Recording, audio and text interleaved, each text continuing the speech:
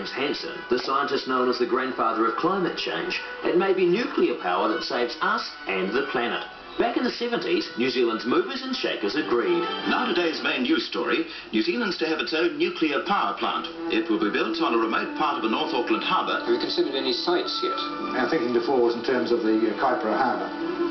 And we have been looking at a few other sites around the New Zealand coast. South of the Wellington Heads is one, somewhere near Banks Peninsula around about Lake Ellersman.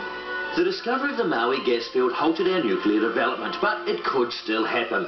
And no nukes laws apply to nuclear-powered vessels, not to power stations. But since we're not even fond of wind turbines on ridge lines, the Kaipara is probably safe. It's the second largest natural harbour in the world.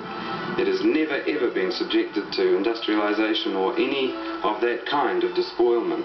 My question, and the question of our society, is why start now?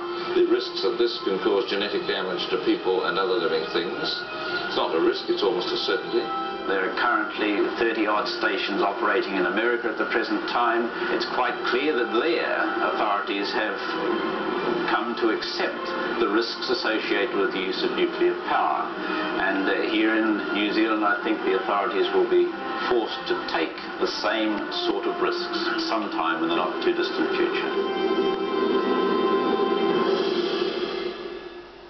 Before we go nuclear,